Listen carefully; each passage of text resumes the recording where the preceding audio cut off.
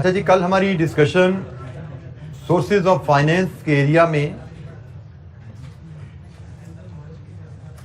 Covenants, date versus equity और types of debenture में deep discount, zero coupon, euro bonds, ये जी हमने कल तक डिस्कस किए थे। कोई सवाल? यूरो बॉन्ड्स का सिंपल मीनिंग हमने पढ़ा था कि जब भी फॉरेन करेंसी में बॉन्ड इशू किए जाते हैं किसी कंट्री में, उसको यूरो बॉन्ड कहा जाता है, या in other words a bond denominated in a currency that is not native to the country where it is issue. Bond issue किया गया ऐसी करेंसी में जो कंट्री जिसमें इशू किया गया उसकी नेटिव करेंसी नहीं है, उसको यूरो बॉन्ड कहा जाता है। Euro dollar bond could be issued anywhere outside US. Dollar US के बाहर यूरो डॉलर कहलाएगा। येन जापान के बाहर यूरो येन कहलाएगा। स्टर्लिंग डिबेंचर यूके के बाहर यूरो स्टर्लिंग डिबेंचर कहलाएंगे। Euro dollar, euro yen, euro sterling, ये डिफरेंट टाइप्स के यूरो बॉन्ड्स हैं। फॉरेन करेंसी में किसी भी कंट्री में जो डिबेंचर इशू किया जाता है उसको हम यूरो बॉन्ड कहते हैं। जी, एनी क्वेश्चन कल के लेक्चर से? Cost of fund is also low in this case.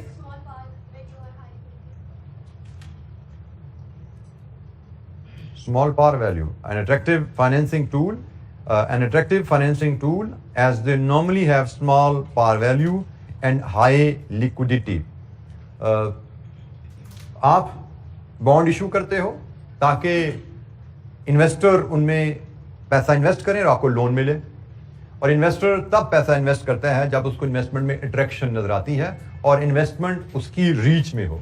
दो एडवांटेजेस यहां पे बताए गए हैं कि एक इनकी पार वैल्यू स्मॉल होती है। नॉर्मली हमने पढ़ा था डॉलर का बॉन्ड नॉर्मली $100 का एक बॉन्ड होता है, तो शायद जो यूरो बॉन्ड होगा उसकी नॉमिनल वैल्यू 100 के मुकाबले में कम होगी। तो जब नॉमिनल वैल्यू कीमत कम हो जाती है तो ग्राहक ज्यादा हो जाते हैं। मोर इन्वेस्टर्स विल बी अट्रैक्टेड क्योंकि चीज सस्ती होगी।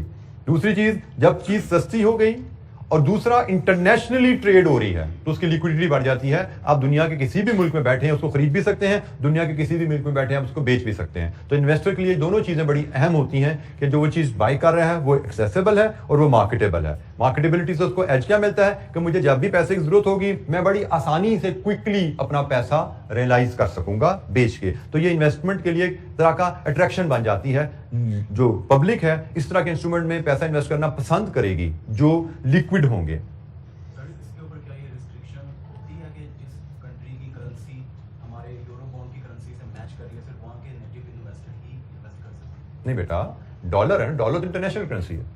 डॉलर आपको पाकिस्तान में भी आपके पास हो सकते हैं, डॉलर आपके पास दुनिया के किसी मुल्क में भी हो सकते हैं। तो नॉर्मली जो यूरो बॉन्ड होते हैं वो इंटरनेशनल करेंसीज में इशू किए जाते हैं ताकि पूरी दुनिया से इन्वेस्टर्स उनमें पार्टिसिपेट कर सके। डॉलर तो पूरी दुनिया के लोगों के एक्सेस में होते हैं, पाकिस्तान के एक्सेस में भी है, दुबई के लोगों के एक्सेस में भी है, उनके भी डॉलर अकाउंट चल रहे होते हैं। तो इंटरनेशनल करेंसीज नॉर्मली यूज की जाएंगी।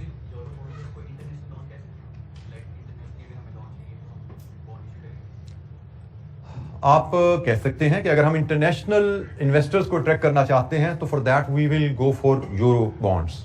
अगर आप डोमेस्टिक इन्वेस्टर को अट्रैक्ट करना चाहते हैं तो रुपी बॉन्ड इशू करें आप। जी बेटा, इसको रेगुलेट करने के लिए तो हो सकती है कोई बॉडी तो है ये ज्यादा इसकी नहीं होगा बेटा इसमें डेफिनेटली कोई कंट्री की रेगुलेशन तो इसमें नहीं होती, लेकिन जिस कंट्री में ये इशू किया जा रहा होता है वहां पे SECP securities and exchange commission तो होती है। स्टेट बैंक तो उसको रेगुलेट नहीं कर रहा, लेकिन कुछ रेगुलेटरी अथॉरिटीज और तो होती हैं क्योंकि उन्होंने जो कंप्लायंस इंश्योर करनी है। क्योंकि बहरहाल पब्लिक ने पैसा देना है तो पब्लिक किसी भी हवाई चीज में तो पैसा नहीं डालती जब तक कोई ना कोई रेगुलेटर उसके पीछे खड़ा ना हो, किसी न किसी रेगुलेटर की तरफ से उसको वेट ना किया जा रहा हो कि ये बैंक ठीक है, ये कंपनी ठीक है, ये प्रोजेक्ट ठीक है। कोई ना कोई वेटिंग तो चाहिए होती है, तो कोई ना कोई रेगुलेटर तो इन्वॉल्व होगा। स्टेट बैंक जैसा स्ट्रिक्ट रेगुलेटर नहीं होगा, लेकिन कोई ना कोई रेगुलेटर जरूर इन्वॉल्व होगा।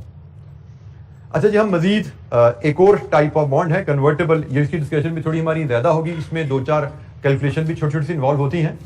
कन्वर्टेबल डिबेंचर्स, अगेन कैलकुलेशन पे हमें MCQs में नंबर आ सकता है, कैलकुलेशन पे हमें थोड़ा सा लॉन्ग क्वेश्चन में पार्ट आ सकता है कन्वर्टेबल डिबेंचर के ऊपर।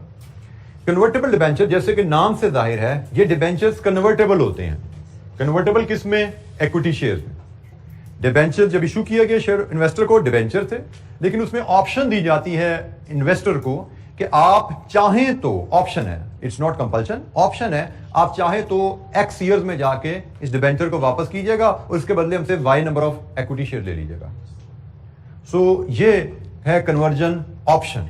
ये जो कन्वर्जन ऑप्शन होती है, it may be expressed as conversion ratio, कि जी आप हमें एक अपना बॉन्ड दीजिएगा, उसके बदले 25 शेयर ले लीजिएगा। फॉर एग्जांपल $100 का बॉन्ड है, तो कंपनी में अनाउंस $100 का बॉन्ड वापस कीजिए, 25 शेयर ले लीजिएगा। और अल्टरनेटिवली कन्वर्जन प्राइस भी अनाउंस की जा सकती है कि आप आज से 10 साल बाद $100 का बॉन्ड वापस करके $4 के हिसाब से हमसे शेयर ले लीजिएगा। बात तो एक ही है, $100 के बदले $4 के हिसाब से शेयर, 25 शेयर ही मिलने हैं। तो 25 शेयर अनाउंस कर दो या $4 अनाउंस कर दो। This is called conversion ratio, this is called conversion price. So at the time of issue debenture investor को ऑप्शन दी जाती है कि अगर आप हमसे ये डिबेंचर खरीदेंगे तो आफ्टर एक्स ईयर, 10 साल बाद से आप इस डिबेंचर को हमें वापस करके उसके बदले हमसे इक्विटी शेयर्स ले सकते हैं एक्स नंबर, या वाई प्राइस पे आप हमसे अपने डिबेंचर को इक्विटी शेयर में कन्वर्ट करवा सकते हैं। और अगर डिबेंचर होल्डर कन्वर्जन डेट पे कन्वर्जन नहीं कराएगा, debenture will be redeemed on the redemption date. बस ये बताया जाता है ये 10 साल बाद आप चाहें तो रिडीम करवा लीजिएगा से 2032 में, अगर 2032 में कन्वर्ट करा लीजिएगा। अगर आपने 2032 में कन्वर्ट ना कराया तो 2034 में हम रिडीम कर देंगे। यह ऑप्शन इस तरह अनाउंस की जाती है जब कन्वर्टेबल डिबेंचर इशू किए जाते हैं, तो इस स्टेटमेंट के साथ इशू किए जाते हैं कि भाई इस साल में कन्वर्जन की ऑप्शन होगी, तो जो तो कन्वर्ट कराना चाहें वो करवा लें, जो नहीं करवाएंगे उनको हम अगले साल या उससे 1 साल बाद हम रिडीम कर देंगे। सो ऑप्शन है, कन्वर्जन की एक्सरसाइज होगी तो ठीक है, नहीं हुई तो रिडीम हो जाएगा बॉन्ड। अच्छा, ये तो कन्वर्टेबल डिबेंचर का बेसिक मैकेनिज्म हो गया। कन्वर्जन ऑप्शन इसमें क्या होती है, कन्वर्जन रेशियो है, कन्वर्जन प्राइस का कॉन्सेप्ट है। If not converted debenture will be redeemed, ये भी बात होगी। अच्छा, कन्वर्टेबल डिबेंचर से रिलेटेड कुछ मजीद terms. Conversion value of a convertible debenture. एक नॉर्मल डिबेंचर में उसकी नॉमिनल वैल्यू या फेस वैल्यू या पार वैल्यू होती है, और एक नॉर्मल डिबेंचर में उसकी मार्केट वैल्यू भी होती है अगर डिबेंचर लिस्टेड है। मार्केट वैल्यू ऑफ डिबेंचर पे हमारी बात हो चुकी है। कन्वर्टेबल डिबेंचर की 3 वैल्यूज होती हैं, एक उसकी नॉमिनल वैल्यू, पार वैल्यू या फेस वैल्यू होगी, एक उसकी भी मार्केट वैल्यू होगी, लेकिन कन्वर्टेबल डिबेंचर की एक कन्वर्जन वैल्यू भी होती है। तो conversion value of a convertible debenture क्या है? It is the current value of the shares into which a debenture is convertible. For example, हमने $100 का डिबेंचर, नॉमिनल वैल्यू का डिबेंचर इशू किया, which is convertible into 20 ordinary shares. If at the time of issuance the debenture, at the time of issuance of debenture share price is 4, then conversion value of the debenture is 20 into 4, 80. आप debenture issue कर रहे हो $100 nominal value का, तो nominal value तो 100 है, लेकिन conversion value क्या होती है? ये डिबेंचर जिन शेयर्स में कन्वर्टेबल है उनकी आज की मार्केट प्राइस, मार्केट वैल्यू क्या है? $4, 20 शेयर में कन्वर्टेबल है, इंटू 4, 80। अच्छा, कन्वर्जन वैल्यू के बारे में ये याद रखना है, ये स्टैटिक नहीं होती, ये बदलती रहती है। फॉर एग्जाम्पल, आपने जब डिबेंचर इशू किया था 4 into 20 उसकी वैल्यू 80 थी, लेकिन अगर कुछ दिनों बाद डिबेंचर शेयर प्राइस मार्केट में 4.2 पे चली जाती है, तो कन्वर्जन वैल्यू 4.2 into 20, 84 पे चलेगी। So conversion value of the debenture static चीज नहीं है, बदलती रहेगी। नॉमिनल वैल्यू स्टैटिक है, $100 कांस्टेंट ठप्पा लगा हुआ है, $100 है। मार्केट वैल्यू भी डिबेंचर की स्टैटिक नहीं होती, वो भी मार्केट में इंटरेस्ट रेट स्टेट बैंक ऊपर करे नीचे करे, मार्केट वैल्यू ऑफ डिबेंचर बदल जाएगी। सिमिलरली कन्वर्जन वैल्यू भी स्टैटिक नहीं है, मार्केट में शेयर की प्राइस बदलेगी तो डिबेंचर की कन्वर्जन वैल्यू बदल जाएगी, क्योंकि नंबर ऑफ डिबेंचर तो लॉक है। कभी 20 शेयर्स में इस डिबेंचर ने कन्वर्ट होने जाके कल, लेकिन ये 20 शेयर आज कितने के हैं? 80 के। ये 20 शेयर कुछ दिनों बाद कितने के हो गए हैं? 84 के। कन्वर्जन वैल्यू बदल गई। So this is conversion value of a convertible debenture. Convertible debentures के साथ एक और टर्म होती है कन्वर्जन प्रीमियम। कन्वर्जन प्रीमियम की simple calculation, market value of the bond minus conversion value. अच्छा, यहां पे एक असूल याद रखिए, जब डिबेंचर इशू किया जाता है, जब डिबेंचर इशू किया जाता है तो उस वक्त नॉमिनल वैल्यू और मार्केट वैल्यू बराबर होते हैं। डिबेंचर की वैल्यू कब हिलती है? जब सब्सीक्वेंटली स्टेट बैंक मार्केट में इंटरेस्ट रेट बदल दे। जब आपने डिबेंचर इशू किया तो स्टेट बैंक के रेट्स के मुताबिक इशू किया ना, तो भाई जब तक स्टेट बैंक रेट नहीं बदलता आपकी मार्केट वैल्यू नॉमिनल वैल्यू के बराबर रहती है। जैसे ही स्टेट बैंक रेट बढ़ाएगा आपके डिबेंचर की वैल्यू नॉमिनल वैल्यू से नीचे आ जाएगी, और अगर आपके इशू करने के बाद स्टेट बैंक ने इंटरेस्ट रेट गिरा दिए तो आपके डिबेंचर की वैल्यू नॉमिनल वैल्यू से ऊपर चली जाती है। ये रिलेशनशिप में पड़ा हुआ है। तो at the time of issue nominal value market value बराबर है। तो जब इश्यू किया डिबेंचर आपने $100 नॉमिनल वैल्यू थी जो कि मार्केट वैल्यू के बराबर है, माइनस उस वक्त उसकी कन्वर्जन वैल्यू 80 थी, हमने जैसे पिछली साइड पे कैलकुलेट की। तो at the time of issue हम कहते हैं कन्वर्जन प्रीमियम $20 है। और सब्सिक्वेंटली जिस तरह कन्वर्जन वैल्यू बदलती है मार्केट वैल्यू भी बदलती है, कन्वर्जन प्रीमियम भी बदल जाता है। आगे चल के स्टेट बैंक ने इंटरेस्ट रेट गिरा दिए, आपका बॉन्ड 100 से 108 पे चला गया। आगे चल के मार्केट में शेयर की प्राइस ₹4 से बदल के 4.2 या 2.2 की लिखी नजर आ रही है यहां पे, तो बहरहाल 4.2 पे चलेगी। This seems to be typo, हमने पिछली स्लाइड में डिस्कस किया था। 4.2 पे चलेगी अगर प्राइस, तो कन्वर्जन वैल्यू 84 पे चली जाती है। तो रिजल्टेंटली मार्केट वैल्यू भी बदल गई, कन्वर्जन वैल्यू भी बदल गई, कन्वर्जन प्रीमियम भी बदल गया। कन्वर्जन प्रीमियम भी स्टैटिक नहीं है, इन दोनों में से कोई भी वैल्यू, कोई एक भी वैल्यू बदलती है तो कन्वर्जन प्रीमियम बदल जाता है। तो ये जनाब कुछ छोटी सी कैलकुलेशन थी कन्वर्टेबल बॉन्ड से रिलेटेड, एक कन्वर्जन वैल्यू और एक कन्वर्जन प्रीमियम।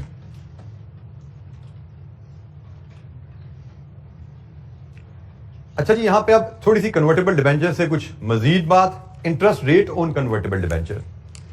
कन्वर्टेबल डिबेंचर में कन्वर्जन ऑप्शन क्यों दी जाती है, उसमें मल्टीपल उसकी रीजंस हैं, लेकिन मेन एक रीजन जो जहन में रहती है कि शेयर डिबेंचर होल्डर्स को हम ऑप्शन दे रहे हैं कि आप X ईयर्स के बाद हमसे डिबेंचर के बदले Y नंबर ऑफ शेयर ले लीजिएगा। ये ऑप्शन सेट करते हुए कंपनी हिसाब जब लगाती है कि हमने Y शेयर देने हैं या Z शेयर देने हैं, कितने शेयर ऑफर करें ऑप्शन में, तो कंपनी जब हिसाब किताब लगा रही होती है तो उस हिसाब से ख्याल रखा जाता है कि जब कन्वर्जन का टाइम आए तो शेयर होल्डर्स को कन्वर्जन में फायदे की उम्मीद होनी चाहिए। तभी आज इन्वेस्टर आपको पैसा देगा ना, कि उसको नजर आया कन्वर्जन ऑप्शन है तो कन्वर्जन ऑप्शन में मुझे कुछ मजीद इनकम आएगी। फॉर एग्जाम्पल आपने उसको कन्वर्जन ऑप्शन दी, मुझसे $4 के हिसाब से शेयर ले लेना। उसको जब ये नजर आएगा कि यार 10 साल में इनका शेयर तो $6 पे चला जाएगा, तो मुझे तो $4 का शेयर खरीदने की गारंटी मिल रही है, मुझे तो $2 का फायदा हो जाएगा, तो उसको एडिशनल अट्रैक्शन होती है। तो जनाब इस एडिशनल अट्रैक्शन में इन्वेस्टर को आप कैपिटल गेन की उम्मीद दिला रहे हो ना, तो इस कैपिटल गेन की उम्मीद के पीछे आप कन्वर्टेबल डिबेंचर पे थोड़ा सा इंटरेस्ट रेट थोड़ा सा कम कर लेते हो। फॉर एग्जांपल स्टेट डिबेंचर पे आप 10% लगाते हो, तो कन्वर्टेबल डिबेंचर पे शायद आप 9 या मे बी 8% ऑफर कर दो इंटरेस्ट रेट, और इन्वेस्टर कम इंटरेस्ट रेट को भी एक्सेप्ट कर लेगा क्योंकि उसको पता है मुझे आगे जाके काफी ज्यादा कैपिटल गेन भी तो आना है, तो मेरी तो वहां पे भरपाई हो जाएगी, तो मुझे फिलहाल कम भी मिलता है तो ठीक है। सो नॉर्मली कन्वर्टेबल डिबेंचर का कूपन रेट स्टेट डिबेंचर के मुकाबले में स्लाइटली कम होगा, क्योंकि कन्वर्टेबल डिबेंचर में कन्वर्जन ऑप्शन के थ्रू कैपिटल गेन की उम्मीद दी जाती है इन्वेस्टर को, तो उस कैपिटल गेन की उम्मीद के पीछे थोड़ी सी इंटरेस्ट रेट में सेविंग कंपनी लेती है। अच्छा जी, market price of convertible debenture, एक तो मैंने बोला कि मार्केट प्राइस आपकी बदलती है, हमें पता है मार्केट में इंटरेस्ट रेट बदलने से, तो ये कुछ फैक्टर्स हमने आइडेंटिफाई किए हैं कि कन्वर्टेबल डिबेंचर की मार्केट प्राइस किन किन चीजों पर डिपेंड करती है। तो state price of similar state debenture, मतलब वही इंटरेस्ट रेट की बात ही आ गई। The current conversion value, the length of the time before conversion में टेक प्लेस, कितने साल रहते हैं कन्वर्जन में, market expectation as to future equity returns and risk associated with these return. ये कुछ फैक्टर्स हमने लिस्ट डाउन किए हैं जिन पे हम कहते हैं जी कन्वर्टेबल डिबेंचर की मार्केट वैल्यू डिपेंड करेगी। प्राइस ऑफ स्टेट डेट से मुराद है अगर सिमिलर कन्वर्टेबल डेट ना होता, अगर स्टेट डेट होता, उसकी प्राइस कहां जाती है, तो उसकी प्राइस हमें पता है वो मार्केट इंटरेस्ट रेट पे डिपेंड करती है। ठीक है, इसको हम ये भी लिख सकते हैं मार्केट इंटरेस्ट रेट्स, इस फैक्टर को हम इस तरह भी लिख सकते हैं कि मार्केट इंटरेस्ट रेट्स क्या चल रहे हैं उस पर डिपेंड करेगी वैल्यू। फिर करंट कन्वर्जन वैल्यू क्या है, क्योंकि शेयर प्राइस से भी लिंक है, डेट की वैल्यू क्या उस पर भी डिपेंड करती है। देयर आर मेनी फैक्टर्स जिनकी हमने यहाँ लिस्ट बनाई है जिन पे कन्वर्टेबल डेट की वैल्यू डिपेंड करती है। अगेन एक एमसीक्यू आ सकता है या 1-2 नंबर का नोट आ सकता है। हमें 4 फैक्टर लिखे हैं, 4 में से 2 भी याद रह जाए तो इनफ है, हमें हर चीज को एक्यूरेटली वर्ड बाय वर्ड रटना नहीं है। अच्छा, टाइप्स ऑफ डिबेंचर में आई थिंक दिस में be the last type, loan stock या डिबेंचर विद वारंट्स। डिबेंचर को लोन स्टॉक भी कहा जाता है, बॉन्ड्स भी कहा जाता है। ठीक है, loan stock with warrants. Loan stock with warrants में आप जब इन्वेस्टर को डिबेंचर ऑफर कर रहे हो तो डिबेंचर के साथ वारंट लेटर भी देते हो। अब वारंट लेटर क्या है? वारंट लेटर डेट इन्वेस्टर को option to buy equity shares, जैसे इक्विटी इन्वेस्टर को आप राइट लेटर देते हो ना, option to buy equity share, right letter आपने इन्वेस्टर को दिए, शेयर होल्डर को दिए, तो उसकी मजबूरी तो नहीं है ना उसने शेयर खरीदना है, वो चाहे तो शेयर खरीदे, चाहे तो लेटर किसी और को दे दे। सिमिलरली यहां पे आप डेट इन्वेस्टर को option to buy equity share देते हो, उसको आप वारंट लेटर कहते हैं। अब नॉर्मली ये वारंट लेटर में भी अभी नहीं कहा जाता कि अभी शेयर खरीदो, कहते हैं अभी तो आप हमें डेट दो, लेकिन आप हमें अगर डेट देते हो तो आज से 5 साल बाद हमारे 100 शेयर आप 3 रुपए के हिसाब से खरीद लेना। ये लेटर दे दिया जाएगा साहब कि भाई आप हमारा डेट लेते हो तो हम आपको 3 साल बाद अपने शेयर 3 रुपए पे ऑफर कर रहे हैं। और वहां पे फिर वही हिसाब आता है कि इन्वेस्टर हिसाब लगाता है कि 5 साल बाद कंपनी का शेयर जाएगा कहां पे, तो उसको खबर मिलती है 5 साल बाद कंपनी का शेयर तो 5 रुपए पे जा रहा होगा, इसका मतलब कंपनी मुझे 3 रुपए में शेयर दे रही है, मैं तो यहां से भी पैसे कमा सकता हूं, खरीदो उनका डेट, इनको दो पैसा, लोन दो, इनको लोन देंगे, उस पर तो इंटरेस्ट आना ही आना है, लेकिन 5 साल बाद शेयर्स खरीद के वहां पे कैपिटल गेन भी कमाएंगे।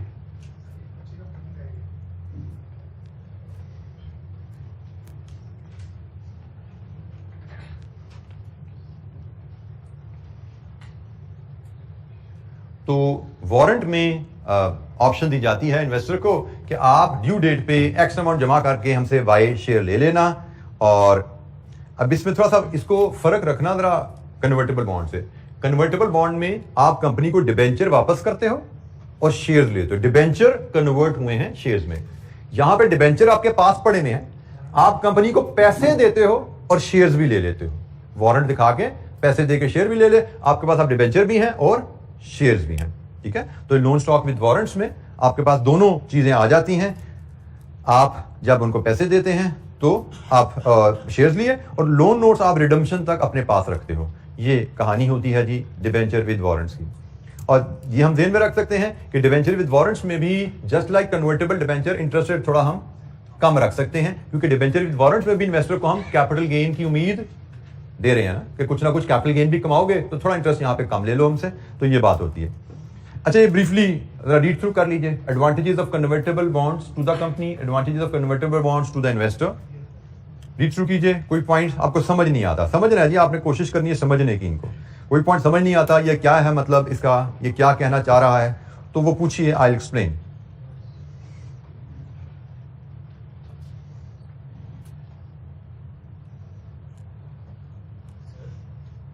जी,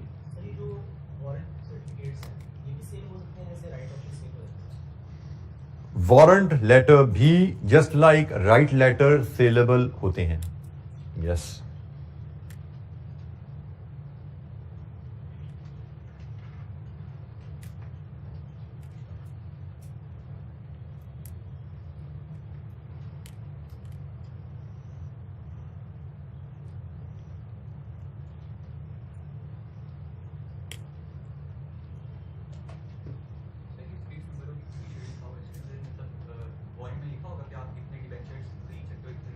वारंट में लिखा होगा कि आप कितने शेयर खरीद सकते हैं किस कीमत पे। हर डिबेंचर सर्टिफिकेट का साथ एक स्पेसिफिक नंबर ऑफ शेयर्स का वारंट मिलेगा कि जी आप हमसे 5,000 रुपए का एक सर्टिफिकेट खरीदेंगे तो 100 शेयर का वारंट आपको मिलेगा। 2 सर्टिफिकेट खरीदेंगे तो 2 वारंट मिल जाएंगे 100 शेयर्स के।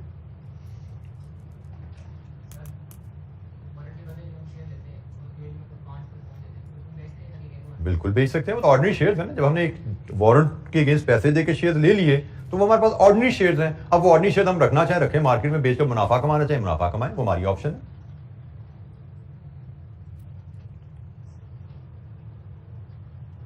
ये टर्म यहां पे यूज की गई है कन्वर्टेबल डिबेंचर के रेफरेंस से सेल्फ लिक्विडेटिंग। सेल्फ लिक्विडेटिंग से मुराद होता है इनको हमें रीपे नहीं करना पड़ता ना। नॉर्मल डिबेंचर्स होते हैं ना, उनको रीपे करने के लिए पैसे अरेंज करने पड़ते हैं। डेबिट डिबेंचर करते हो, क्रेडिट बैंक करते हो, रीपे करोगे तो लोन खत्म होगा ना। लेकिन कन्वर्टेबल डिबेंचर का लोन खत्म करने के लिए रीपेमेंट की जरूरत आपको नहीं होती। कन्वर्जन ऑप्शन एक्सरसाइज होगी तो आपने डिबेंचर लेके कैंसिल करने हैं, एंट्री डालनी बुक्स में कि debit debenture credit share capital, share issue कर देने।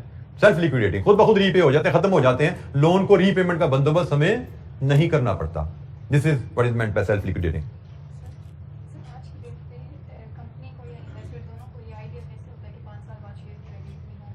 आज की तारीख में 5 साल बाद शेयर कितने का होगा, ये अंदाज़ा कैसे होता है, इसका अंदाज़ा, इसका नॉलेज आप BFD में इंशाअल्लाह पढ़ेंगे। बिजनेस वैल्यूएशन, शेयर वैल्यूएशन, एक शेयर के वैल्यू किन फैक्टर्स पे डिपेंड करती है, शेयर की वैल्यू कैसे फोरकास्ट की जा सकती है, अंदाज़ा करने के there are models, we need some information जिनको लेके डिफरेंट मॉडल्स की मदद से हम प्रिडिक्ट कर सकते हैं शेयर की value. We will learn something about that in BFD इंशाअल्लाह।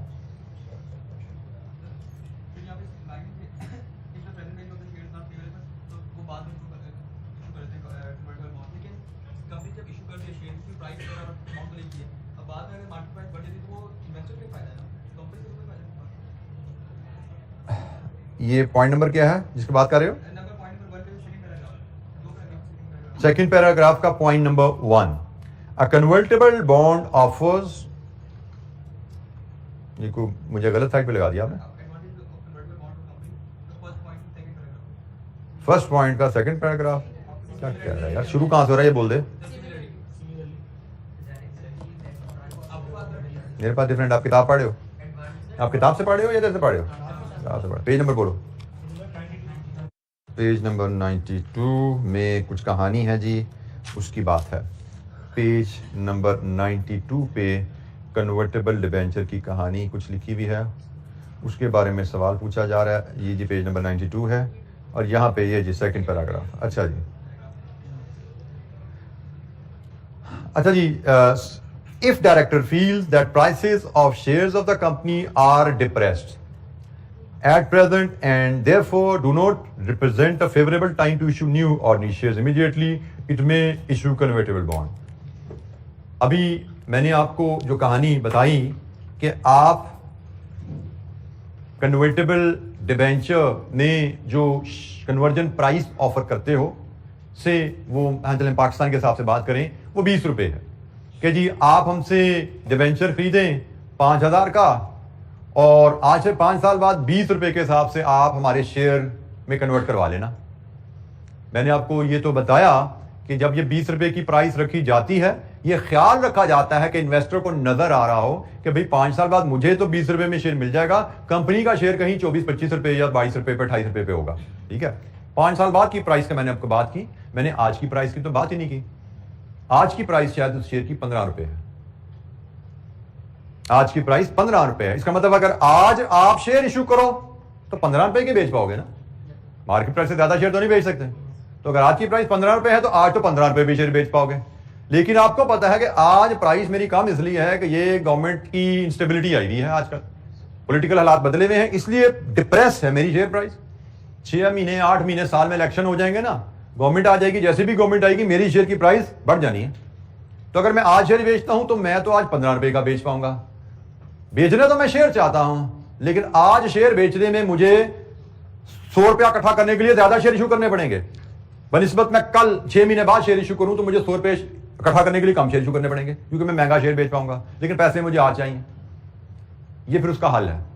पैसे आज चाहिए लेकिन आज शेयर इशू करना फिजिबल नहीं है, आज कन्वर्टेबल डेट इशू कर दो और साथ उसमें 20 रुपए में शेयर बेचने की ऑप्शन डाल दो।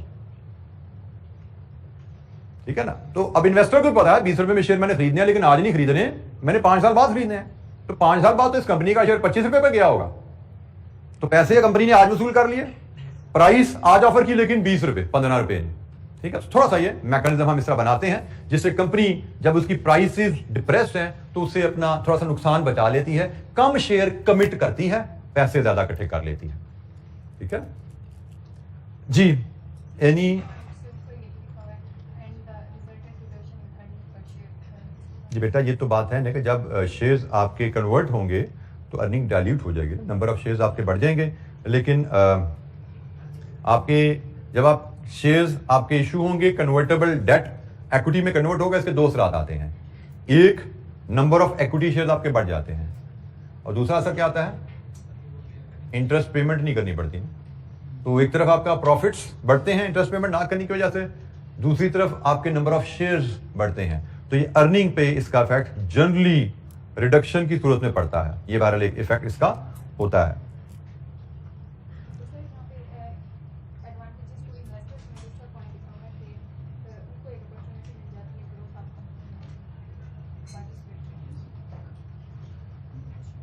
Advantage number 2, Investor gets an opportunity to participate in the growth of the company. Growth of the company may you only participate when you become owner of the company. Debenture holder, they are not participants in the growth of the company. Company grow करेगी, उनकी return तो fix रहती है ना date investor की. Company की growth से आप तभी फायदा उठाते हो जब आप इक्विटी इन्वेस्टर हो. तो कन्वर्टेबल बॉन्ड में इन्वेस्ट करके डेट इन्वेस्टर के पास ऑप्शन आती है कंपनी का इक्विटी इन्वेस्टर बनने की, उसके ग्रोथ से फायदा उठाने की. अच्छा, ये कन्वर्टेबल बॉन्ड्स के कुछ ड्रॉबैक्स हैं कंपनी के लिए और इन्वेस्टर के लिए. क्विकली इनको भी गो थ्रू कर लीजिए. इनमें कोई पॉइंट आपको लगता है एक्सप्लेनेशन चाहिए, मैं फिर बता दूं. Understanding is required, rote learning is not the objective.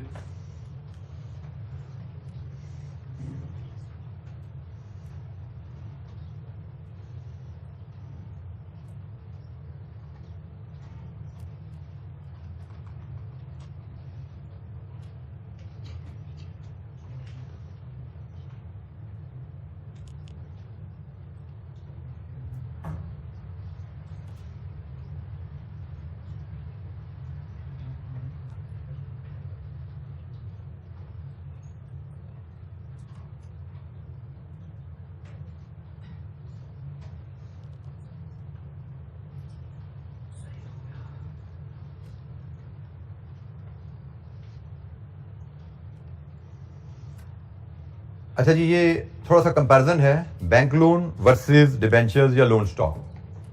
हमने पढ़ा था कि हमने लॉन्ग टर्म लोन लेना हो, दो ऑप्शन होती हैं. बैंक से भी लोन ले सकते हैं, पब्लिक से भी लोन ले सकते हैं थ्रू डिबेंचर या लोन स्टॉक. ये कंपैरिजन है इनका. हम डिफरेंट एंगल से इन दोनों को कंपेयर कर सकते हैं. एक फ्लेक्सिबिलिटी का फीचर है. बैंक लोन में फ्लेक्सिबिलिटी है क्योंकि बैंक लोन आपने एक बैंक से लिया ना. फ्लेक्सिबिलिटी से मुराद आपको इसकी टर्म रीपेमेंट शेड्यूल रीनिगोशिएट करने हैं.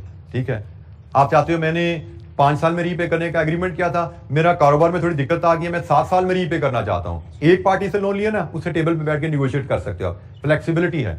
लेकिन पब्लिक से लोन लिया है तो पब्लिक तो लाखों लोगों ने आपको पैसे दिए हैं, लाखों लोगों से तो आप टर्म रिवाइज नहीं कर सकते. उन्होंने तो एक टर्म्स आपने ऑफर की थी, उस पर लोन दिया आपको. टर्म्स चेंज करना हो, पब्लिक से चेंज करना मुश्किल है. सो फ्लेक्सिबिलिटी है, फ्लेक्सिबिलिटी नहीं है. कॉन्फिडेंशियलिटी है क्योंकि you are dealing with the bank, you only share your information with the bank. You are dealing with the public, you have to make information to the public. तो confidentiality है, यहां पे नहीं है. Bank loan is quick. एक party bank से loan लेना है, टेबल पे बैठे निगोशिएट किया, प्रोसेस इज क्विक. पब्लिक से लोन लेना है तो प्रोसेस इज जरा अबिट स्लो क्योंकि आपको स्टॉक चेंजेस से अप्रूवल लेनी पड़ती है, आपको बैंकों से अरेंजमेंट करनी पड़ती है कलेक्शन की, फिर कोई ऑफर लेटर बनाना पड़ेगा, पब्लिक अखबार में इश्तिहार देंगे, पैसे आएंगे. So it's a long process जिससे बाद पैसे मिलते हैं. इशू कॉस्ट लो. इशू कॉस्ट क्या होती है जी?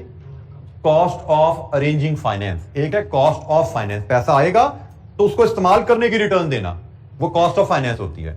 इशू कॉस्ट होती है कॉस्ट ऑफ अरेंजिंग फाइनेंस. पैसा आएगा, उसके उसमें कितने पैसे लग रहे हैं. तो बैंक से पैसा अरेंज करना, बैंक की फीस कम है लोन अप्रूव करने की. पब्लिक से पैसा अरेंज करना, उसमें स्टॉक चेंजेस की अप्रूवल भी है, अखबारों में इश्तिहार भी है, बैंकों की फीसें भी हैं. Issue cost is high.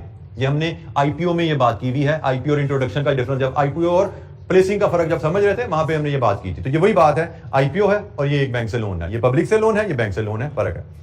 Restriction, restriction यहां पे बैंक जरा ज्यादा लगा सकता है. जो आप बैंक से निगोशिएट करते हो, बैंक आपके सामने है, वो खुद रिस्ट्रिक्शन डिक्टेट कर सकता है. पब्लिक से जब आप लोन लेते हो तो पब्लिक नहीं रिस्ट्रिक्शन डिक्टेट करती, आप खुद पब्लिक के पास जाते हो, जी मैं इन शराइत पे आपसे लोन मांग रहा हूं. शराइत आपने खुद लिखी होती है ना, तो आप अपने हिसाब से सूटेबल लेस रिस्ट्रिक्टिव शराइत लिखते हो. यहां पे शराइत बैंक बताता है, ये शराइत है, इन पे मैं लोन दूंगा. फर्क है. फाइनेंशियल इंफॉर्मेशन यहां पे अगेन सिर्फ बैंक के पास जानी है, आपको रेगुलरली सबमिट करनी है. Public may not demand such information क्योंकि ये कोवेनेंट में आता है ना, सबमिशन ऑफ फाइनेंशियल इंफॉर्मेशन. तो आप कोवेनेंट में इस इंफॉर्मेशन को स्किप कर सकते हो. अगर आपको लगता है कि you don't want to share information with the public, आप इस कोवेनेंट को स्किप कर सकते हो. लेकिन बैंक आपसे मांगेगा ही मांगेगा. आपको financial information, management accounts information उनसे share, budgets, management account share करने पड़ेंगे आपको उनसे. सो ये कंपैरिजन है दोनों टाइप्स ऑफ लोन्स का. दोनों लॉन्ग टर्म लोन्स हैं, बैंक से भी ले सकते हैं, पब्लिक लोन भी ले सकते हैं. दोनों का कंपैरिजन हमने 6 पॉइंट्स पे देखा जी. बेटा finance cost is something different. कि आपको लोन किस इंटरेस्ट रेट पे मिलेगा, उसके फैक्टर्स कुछ और हैं. आप बैंक से लोन ले रहे हो, आप पब्लिक से लोन ले रहे हो, फाइनेंस कॉस्ट में बी द सेम. हम यहाँ पे इशू कॉस्ट ऑफ फाइनेंस की बात कर रहे हैं, फाइनेंस को अरेंज करने की, लोन को अरेंज करने के खर्चे की बात कर रहे हैं। सर अगर हम फाइनेंस कॉस्ट को कंपैरिजन में दिखाते हैं तो फिर बैंक में हाई कर देते हैं और लोन तो बेटा मैंने एक जुमला बोला, शायद आपने सुना नहीं। मैंने कहा finance cost may be same in both cases, क्योंकि फाइनेंस कॉस्ट किन फैक्टर्स पे डिपेंडेंट है, अभी आपने वो फैक्टर्स नहीं डिस्कस किए। हमारा अगला चैप्टर है कॉस्ट ऑफ फाइनेंस के ऊपर, ठीक है, उसमें कुछ हम बात करेंगे कॉस्ट ऑफ फाइनेंस किन फैक्टर्स पे डिपेंड करती है। बट मैंने जो भी फैक्टर्स हैं उनकी बेस पे एक जुमला बोल दिया for your knowledge, cost of finance may be same. यहां से लोन लो, यहां से लोन लो, दोनों पे इंटरेस्टेड हो सकता है 10% ही मिले आपको, ठीक हो गया। लेकिन cost of issue cost is something different, क्योंकि वो इशू कॉस्ट प्रोसेस की कॉस्ट है कि पैसा किस प्रोसेस से हमारे पास आएगा। तो वो प्रोसेस यहां पे चूंकि क्विक है ना, एक बैंक इन्वॉल्व है तो प्रोसेस भी क्विक है, खर्चा भी कम लग रहा है। यहां पे प्रोसेस लेंथी है, डिफरेंट रेगुलेटर्स इन्वॉल्व हो जाएंगे, डिफरेंट पार्टीज इन्वॉल्व हो जाएंगी, तो यहां पे टाइम भी लगना है और खर्चा भी लगना है। लेकिन इतना पैसा आपके पास पहुंच जाए, इंटरेस्ट रेट दोनों में 10% ही हो सकता हो, ठीक है। सर फाइनेंस कॉस्ट में इंटरेस्ट रेट सेम हो सकता है और दो फैक्टर भी इंटरलिंक होंगे, लेकिन जब हमें दोनों से सेम मिल रहा है तो फिर हम उधर पब्लिक से पैसा लेने की इतनी बेटा ये बाकी भी भाई हमने बातें कुछ की हैं, इनकी कोई वैल्यू नहीं आपकी नजर में। मैंने 6 पॉइंट बोले थे, तू 1 पॉइंट पर चिपक गया तो चिपक ही गया, सही नहीं रहा तो मनवा के छोड़ना है तूने मुझे, सब्र कर ले बेटा। ये बाकी भी हमने पॉइंट बोले हैं कि भाई ये भी स्पीड भी है, स्पीड के लिए भी आप इस तरफ आ सकते हो, मतलब आप स्पीड के लिए आप इसके लिए आ सकते हो। यहाँ पे मैंने क्या यहाँ बोला, इधर एक चीज यहाँ से और लिंक कर सकते हो, ये बैंक से पैसा है, ये पब्लिक से पैसा है। एक बैंक आपको कितना पैसा दे देगा, लिमिट है। पब्लिक से पैसा लेना है, ज्यादा पैसा लेना हो तो पब्लिक के पास जाते हैं, बात की थी ना इंट्रोडक्शन और प्रेसिंग में। ज्यादा पैसा लेना हो तभी आप ये अफोर्ड करते हो, कम पैसा लेना है तो आपको जाना ही यहां पे जाइए। तो there are many advantages for this procedure, इसके अपने फायदे हैं, इसके अपने फायदे हैं। आप देखोगे आपको सूट क्या करता है, उसके हिसाब से आप चलते हैं। अच्छा जी, क्विकली शॉर्ट टर्म लोन्स की थोड़ी सी बात, लॉन्ग टर्म लोन पे हमारी डिस्कशन कंप्लीट होगी। शॉर्ट टर्म लोन में एक ओवरड्राफ्ट है जी, इस पे मैं बहुत डिटेल में नहीं आऊंगा। ओवरड्राफ्ट की टर्म से आप सब लोग फेमिलियर हैं, ये क्या होता है, इसका वेरी ब्रीफ फीचर्स यहाँ पे लिखे हुए हमारे पास, ये आप जस्ट सिंपल रीडिंग असाइनमेंट है। ट्रेड क्रेडिट की टर्म से आप फेमिलियर हैं, ये भी एक शॉर्ट टर्म फाइनेंस का एक मीडियम है कि आप एक तरीका है बैंक से लोन लेके मटेरियल खरीदो सप्लायर से कैश पे, और दूसरा तरीका सप्लाई से कह दो भाई मुझे मटेरियल दे दे, पैसे मैं 60 दिन बाद या 90 दिन बाद दे दूंगा, तो एक ही बात है। तो लोन आप बैंक से ले लो या सप्लायर से ले लो, तो सप्लायर क्रेडिट भी आपका शॉर्ट टर्म लोन का एक मेथड है। ब्रीफ साइज की हमारे पास राइट अप अवेलेबल है, इसको रीड थ्रू कर लीजिएगा। जरा लीजिंग पे बात कीजिए, लीजिंग के बारे में क्या जानते हैं आप लोग, पढ़ा हुआ लीजिंग को, किस स्टैंडर्ड में कहां पढ़ा था, किस सब्जेक्ट में पढ़ा था, R1 R2 में तो सारे बच्चे R2 पढ़ चुके हैं, इसका मतलब है कोई है ऐसा बच्चा जिसको लीजिंग का नहीं पता क्या होता है, कौन नहीं पढ़ा, हाँ बगेली हो यहाँ पे जिसने R2 नहीं पढ़ा या लीजिंग नहीं पढ़ी, R2 नहीं पढ़ा। बहरहाल लीजिंग के बारे में हमारे यहाँ पे बहुत ज्यादा नहीं है, R2 में तो आपने बहुत ज्यादा पढ़ा होगा, हमारे लिए यहाँ पे बड़ा ब्रीफ से इसका इंट्रोडक्शन है। लीजिंग के बारे में हमें पता होना चाहिए कि किसी एक एसेट का ओनर रेंटल के अगेंस्ट किसी दूसरे को यूज का राइट दे, दिस इज कॉल्ड लीजिंग। और लीजिंग में हमने दो तरह की लीजेस पे बात की हुई है, एक ऑपरेटिंग लीज, एक फाइनेंस लीज। मैं सिंपल वर्ड में बताऊं, ऑपरेटिंग लीज किसी एसेट को किराए पे देना, ये ऑपरेटिंग लीज है। गाड़ी आप एक दिन के लिए किराए पे दे दो, गाड़ी आप एक हफ्ते के लिए किराए पे दो, आप इवन रक्षा किराए पे ले दो, this is operating lease. Short period के लिए किसी एसेट को हायर पे लेना, दिस इज ऑपरेटिंग लीज। और फाइनेंस लीज क्या है, किसी एसेट को किस्तों में खरीदना। सिंपल अल्फाज में ये याद रखो, किसी एसेट को किस्तों में खरीदना है तो उसके लिए फाइनेंस लीज का एग्रीमेंट होता है। किस्तों में खरीदना है तो 4 या 5 साल या 3 साल डिपेंडिंग एसेट की लाइफ कितनी होती है, इतना बड़ा एग्रीमेंट होगा और आप किस्तों में over the agreement period amount cost of the asset पे करते हो। ऑपरेटिंग लीज 1 दिन 2 दिन 4 दिन के लिए एसेट लिया और वापस किया। जनरली बेसिक अंडरस्टैंडिंग इन दोनों टर्म्स में ये है। इन दोनों का कंपैरिजन हमसे अगर पूछे जी फाइनेंस लीज और ऑपरेटिंग लीज को कंपेयर कीजिए, तो ये जिनके कंपैरिजन के पॉइंट्स हैं। पहला कंपैरिजन में लीज पीरियड का आता है। ऑपरेटिंग लीज शॉर्ट पीरियड के लिए होती है, less than the useful life. Useful life asset की गाड़ी है फॉर एग्जांपल, गाड़ी की लाइफ 5 साल 8 10 साल होती है, लेकिन ऑपरेटिंग लीज 1 दिन के लिए किराए पे ली, 5 दिन के लिए ट्रिप पे जाना किराए पे ली, 10 दिन के लिए किराए पे ली, दिस इज ऑपरेटिंग लीज। महीने के लिए ली। गाड़ियां अक्सर कॉर्पोरेट को गेस्ट आ जाए, गेस्ट के लिए जितनी देर के लिए गेस्ट आया गाड़ी किराए पे ले लेते हैं, तो that is operating lease, lesser period. Finance lease में जनरली आपका जो पीरियड ऑफ द लीज होता है वो एसेट की यूजफुल लाइफ के बराबर होगा। लाइक कार का लीज है तो मे बी 5 साल 7 साल का लीज पीरियड हो सकता है। लेसर का बिजनेस, लेसर कौन है, जो एसेट लीज पे देता है। ऑपरेटिंग लीज के केस में लेसर का बिजनेस है रेंटल का या सेल परचेज का। ऑपरेटिंग लीज के केस में लेसर, ऑपरेटिंग लीज कौन करता है? वो लेसर जो एसेट की बाइंग सेलिंग में इन्वॉल्व है, ठीक है, या एसेट की रेंटल में इन्वॉल्व है। लेकिन फाइनेंस लीज का लेसर फाइनेंशियल इंस्टीट्यूट या बैंक होता है, उसका काम एसेट की खरीदो फरोख्त नहीं है। ऑपरेटिंग लीज लेनी है तो आप उसके पास जाओ जो एसेट की खरीदो फरोख्त करता है। फाइनेंस लीज लेनी है तो उसके पास जाओ जो लेंडिंग का बिजनेस करता है, बैंक के पास जाओगे आप। Risk and rewards relating to asset, तो जनाब फाइनेंस ऑपरेटिंग लीज में risk and reward ownership asset की, और अगर एसेट में कोई वैल्यू में कोई उतार चढ़ाव को तोड़ बांध होती है, उसका रिस्पॉन्सिबल, उसका नफा नुकसान जाता है लेसर को, क्योंकि एसेट लेसर का है।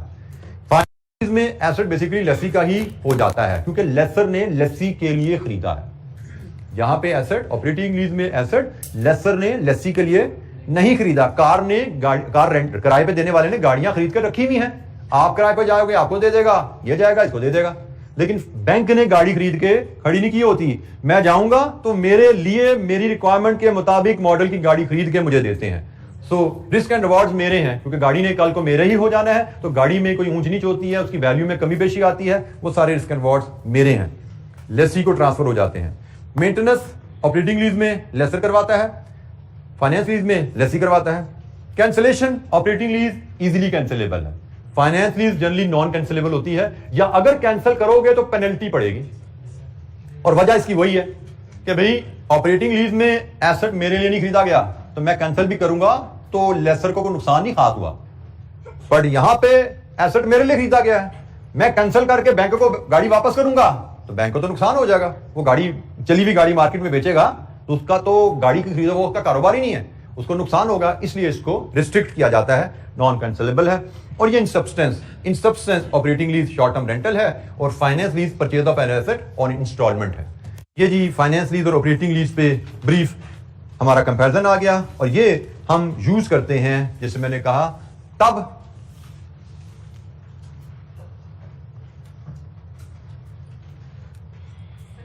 जी बेटा leasing is termed as medium term, short to medium term source of finance. Operating lease में शॉर्ट टर्म फाइनेंसिंग नीड आप यूज करते हैं अपनी, और फाइनेंस लीज में आप लॉन्ग टर्म मीडियम टर्म आपकी फाइनेंसिंग नीड 3 से 5 साल तक नॉर्मली जाते हैं, वो हम फुलफिल करते हैं। जी एनी क्वेश्चन, कोई सवाल?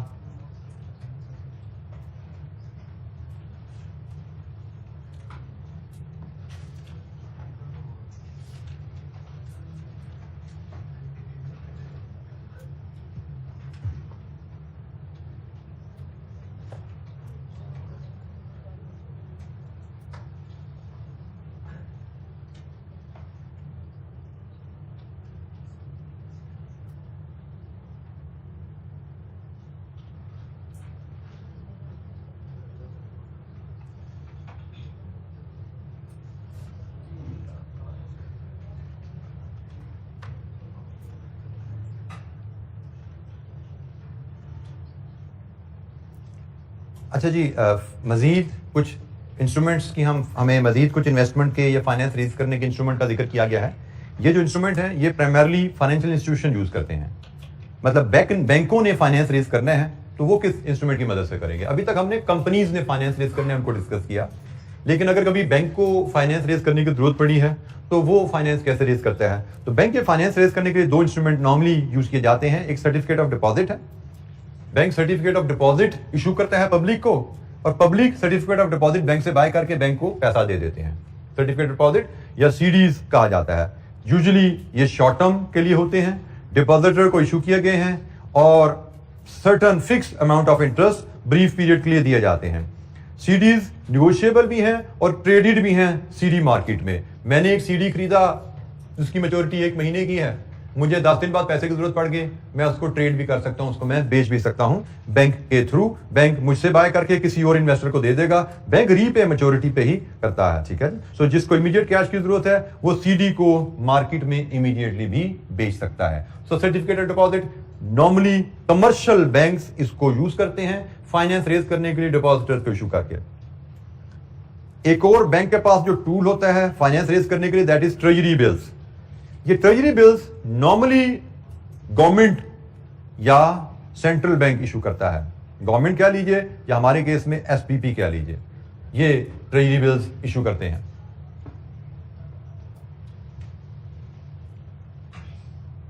ये भी शॉर्ट टर्म कैश डेफिशिएंसी जो गवर्नमेंट के बजट में आ जाती हैं उनके लिए यूज किए जाते हैं, और सर्टेन वही रीपेमेंट अमाउंट है, प्रिंसिपल है, शॉर्ट टर्म मैच्योरिटी है, लेस देन अ ईयर है, जिसको फुल वैल्यू इंटरेस्ट पर प्रिंसिपल मिलता है।